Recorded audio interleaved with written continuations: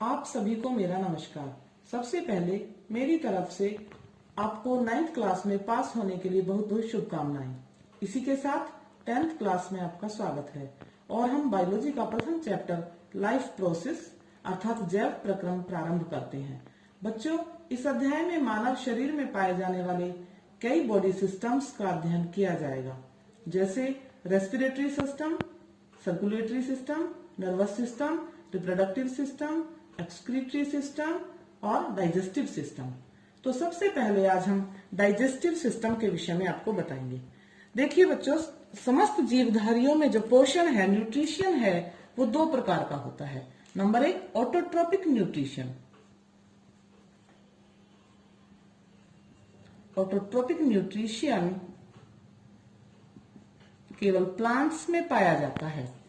पौधे प्रकाश संश्लेषण की क्रिया के दौरान वायुमंडल से कार्बन डाइऑक्साइड और सनलाइट लेकर क्लोरोफिल की उपस्थिति में ग्लूकोज की फॉर्म में फूड बना लेते हैं। सपोषी पोषण होने के कारण पौधे भोजन के लिए स्वयं पर ही निर्भर हैं। बना हुआ अतिरिक्त भोजन ये समस्त जंतुओं के लिए अपनी बॉडी में स्टोर कर लेते हैं। कुछ पौधे अपने भोजन का स्टोरेज अपनी रूट्स में करते हैं, जैसे गाजर, मूली आदि। कुछ पौधे अपने स्टेम में करते हैं, जैसे केन शुगर। कुछ पौधे अपने फूड का स्टोरेज अपने फ्रूट्स में करते हैं, जैसे कि बहुत सारी सब्जियां और फल इसी का एग्जाम्पल है। इसी के साथ साथ समस्त जंतुओं में पाए जाने वाला जो न्यूट्रिशन है उसको हेटेरोट्रोपिक न्यूट्रिशन कहते हैं। ये समस्त जंतुओं में पाए जाने वाला न्यूट्रिशन है, इसमें हम सभी जंतु पौधों द्वारा प्राप्त भोजन को ही ग्रहण करते हैं और अपने अपने पाचन तंत्र में उसका फिर डाइजेशन करते हैं। यहाँ डायग्राम में ह्यूमन डाइजेस्टिव सिस्टम दिखाई दे रहा है, तो इसका डिस्क्रिप्शन हम अभी करेंगे। मनुष्य के आहार नाल लगभग 9 मीटर लंबी होती है और ये कई अंगों से बनी होती है। इसमें पाए जाने वाला जो फर्स्ट ऑर्गन है वो माउथ है। सभी जंतु भोजन ग्रहण करने का कार्य माउथ के द्वारा ही करते हैं। भोजन ग्रहण करने के बाद ये फूड मुख गुहा यानी बक्कल कैविटी में पहुंचता है और यहाँ पर इसको दांतों व जीभ की मदद से चबाया जाता है। फूड के बड़े बड़े पार्टिकल्स छोटे पार्टिकल्स में तोड़ दिए जाते हैं। मनुष्य की बक्कल कैविटी में फूड को सॉफ्ट फॉर्म में लाया जाता है, क्योंकि यहाँ पाई जाने वाली 3 पेयर सलेवरी ग्लैंड्स इस फूड को सॉफ्ट बनाती हैं। सलेवरी ग्लैंड्स में एक मुख्य एंजाइम पाया जाता है जिसका नाम एमाइलेज है। इस प्रकार हम कह सकते हैं कि मनुष्य के डाइजेस्टिव सिस्टम में फूड का डाइजेशन बक्कल कैविटी यानी मुख गुहा से ही प्रारंभ हो जाता है। मुख गुहा पीछे चलकर एक पतली ट्यूब का फॉर्म ले लेती है।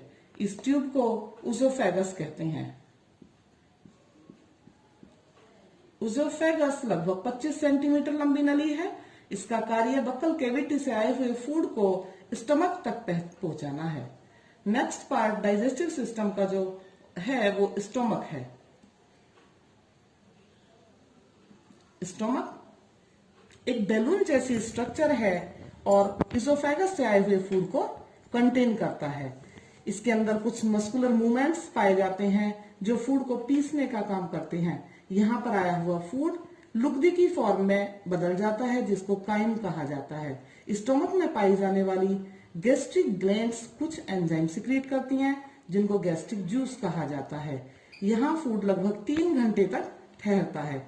इसके बाद स्टोमक से फूड नीचे एलिमेंट्री कैनाल में नीचे की तरफ आता है और ये सी टाइप की जो स्ट्रक्चर है इसको डिओडिनम कहते हैं। डिओडिनम या ग्रहणी इसका नाम है।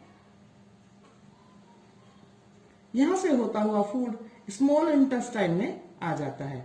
स्मॉल इंटेस्टाइन लगभग 6 मीटर लंबी ट्यूब है जो कि कुंडलित होकर उदर गुहा में व्यवस्थित रहती है। स्मॉल इंटेस्टाइन में अनेक एंजाइम्स फूड पर कार्य करते हैं और भोजन के बड़े बड़े जटिल अणुओं को तोड़कर छोटे सूक्ष्म सरल अणुओं में तोड़ दिया जाता है। छोटी आंत और स्टोमक के एंजाइम्स फूड को सरल अवस्था में बदल देते हैं। प्रोटीन्स को एंजाइम्स पचाकर एमिनो अम्लों में बदल देते हैं। फैट्स को पचाकर रसीय अम्लों में बदल देते हैं और कार्बोहाइड्रेट का पाचन होकर ग्लूकोज बन जाती है।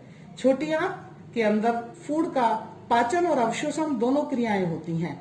अवशोषण के लिए छोटी आंत की जो इनर वॉल है उसमें अंदर की तरफ कुछ ऐसे प्रोजेक्शंस, ऐसे उभार बने होते हैं। इन उभारों की मदद से छोटी आंत की जो भोजन अवशोषण करने की क्वालिटी है वो बढ़ जाती है। इस प्रकार की सरफेस पर पाए गए ये फिंगर जैसे जो उभार हैं, प्रोजेक्शंस हैं, इनको विल्लाई कहा जाता है। ये भोजन के अवशोषण सतह को बढ़ाते हैं। भोजन पाचन और अवशोषण के बाद जो अनडाइजेस्टेड फूड है वो छोटी आंत के इस हिस्से के द्वारा यहाँ बड़ी आंत में, लार्ज इंटेस्टाइन में डाल दिया जाता है। लार्ज इंटेस्टाइन में अनडाइजेस्टेड फूड से कुछ इंपॉर्टेंट जो कंटेंट्स हैं फूड के, न्यूट्रिशियंस हैं, वाटर हैं, उसको रीएब्जॉर्ब कर लिया जाता है और फिर ये अनडाइजेस्टेड फूड लार्ज इंटेस्टाइन में इधर होता हुआ रेक्टम से होकर बॉडी से बाहर कर दिया जाता है। डाइजेशन क्रिया में अनेक डाइजेस्टिव ग्लैंड्स भी अपना मेन रोल निभाती हैं। जैसे एक डाइजेस्टिव ग्लैंड है पेंक्रियाज।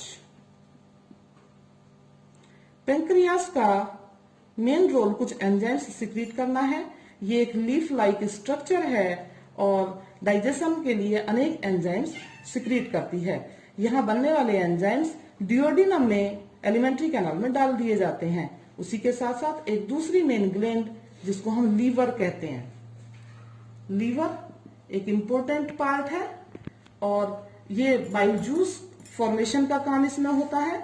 इसी के साथ साथ इसमें ग्लूकोज का स्टोरेज किया जाता है। जब हमारी बॉडी में, हमारे ब्लड में एक्स्ट्रा ग्लूकोज पहुंच जाती है ज्यादा फूड लेने से, तो लीवर उस ग्लूकोज को ग्लाइकोजन की फॉर्म में चेंज कर लेता है। लीवर का दूसरा मेन काम बाइल जूस का प्रोडक्शन और सिक्रीशन भी है। लीवर अपने बनाए हुए बाइल जूस को एक छोटी दूसरी थैली जिसको गॉल ब्लेडर कहते हैं इसमें स्टोर कर लेता है और आवश्यकता पड़ने पर ही गॉल ब्लेडर से जो डाइजेस्टिव जूस हैं, जो बाइल जूस हैं, वो एलिमेंट्री कैनाल में डाल दिए जाते हैं। इस प्रकार लीवर का हमारी बॉडी में एक मेन रोल है। हम सभी ने जैसे कि पित्त की थैली या गॉल ब्लेडर का नाम सुना है। कई बार बॉडी में गई हुई एक्स्ट्रा कैल्शियम की छोटी छोटी स्टोन्स बनकर इसी गॉल ब्लेडर में पहुंच जाती हैं और व्यक्ति को काफी पेन फील कराती हैं। ऐसी स्थिति में डॉक्टर्स लोग गॉल ब्लेडर को स्टोन्स के सहित रिमूव कर देते हैं, जिसको हम पथरी या गॉल ब्लेडर का ऑपरेशन कहते हैं। इसी के साथ ह्यूमन डाइजेस्टिव सिस्टम का ये पूरा प्रोसेस कंप्लीट करने के साथ साथ बच्चों, मैं आपको होमवर्क में देती हूं कि आप ह्यूमन डाइजेस्टिव सिस्टम का डायग्राम बनाकर और इसका पूरा सचित्र वर्णन आपको घर से करके लाना है। इसी के साथ धन्यवाद।